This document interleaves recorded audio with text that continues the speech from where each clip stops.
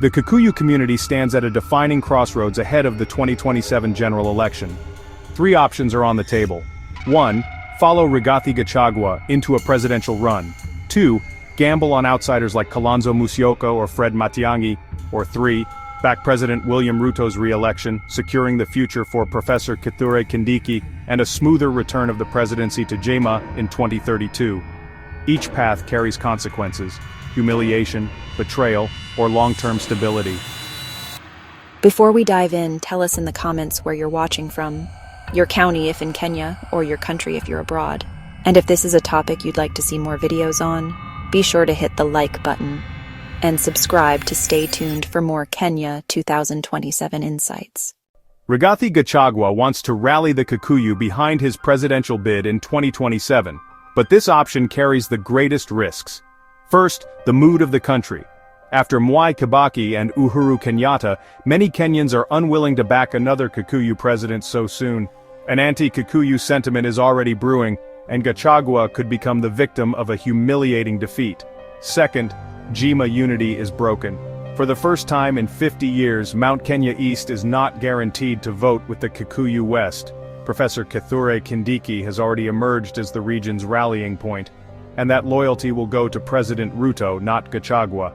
And third, even if Gachagua scrapes some support from Kikuyu constituencies, he risks isolation. His tally may look impressive in Nyeri or Kiambu, but nationally he would be reduced to a regional candidate with little influence outside Kikuyu votes. That means few MPs, no broad coalition, and political irrelevance. The second option would be for the Kikuyu to back Kalonzo Musyoka or Fred Matiang'I. On paper, this may look like a way to diversify alliances, but history tells us a different story. Both Kalonzo and Matiang'I have been much closer to Raila Odinga's political orbit than to Jema. In a tight bargain, they would rather strike a handshake with Raila Odinga and William Ruto, with more MPs elected across the country, than submit to Rigathi Gachagua's tough demands. Gachagua will likely insist on controlling the country's entire security apparatus and national finances, the Interior Ministry, the National Treasury, the Kenya Revenue Authority, and even the Central Bank of Kenya. He would want lucrative dockets like roads, transport, housing, energy, and petroleum. And not just that, Gachagua would demand to control Parliament too, picking the Speaker, Majority Leader, and Chairman of key committees like Budget, National Security, Roads, and Energy. But who would give Gachagua all that? What leverage would he really have? His new party, the Democracy for the Citizens Party, or DCP, will be too small in terms of elected MPs to force any meaningful concessions. Raila Odinga and William Ruto are both likely to control far more MPs than Gachagua. And let's not forget, Raila entered a handshake with Uhuru Kenyatta in March 2018, securing Uhuru's second term without demanding anything tangible in return. So why would Kalonzo or Matiang'I bend to Gachagua's blackmail when they have better options with Raila himself?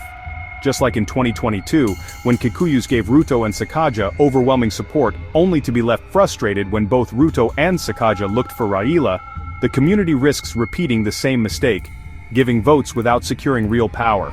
Backing outsiders would mean playing passenger in national politics, while Raila or other forces take the driver's seat.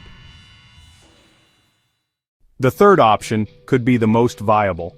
The Kikuyu community could back President William Ruto for re-election in 2027, not just to repay their Mount Kenya East cousins for loyalty, but to strategically secure the future.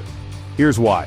With Ruto safely in State House, Professor Kithure-Kindiki emerges as the natural successor for 2032. He comes from Mount Kenya East, a region that has loyally voted with the Kikuyu for 50 years, but never had the presidency. Unlike Gachagua, Kindiki does not face the baggage of anti-Kikuyu resentment. He is viewed nationally as acceptable. By backing Ruto now, the Kikuyu ensure Kindiki inherits the political machinery with less resistance across Kenya. This path also heals historical imbalances within Jema. For decades, the Embu and Meru people have stood in the shadows of Kikuyu dominance. Supporting Kindiki repays their loyalty and prevents permanent fractures. And finally, this option gives the Kikuyu community a stronger bargaining position with no risk of betrayal. By securing Kindiki's rise, Jema can guarantee the presidency returns in 2032 without national backlash, without chaos, and without humiliation. So the crossroads is clear.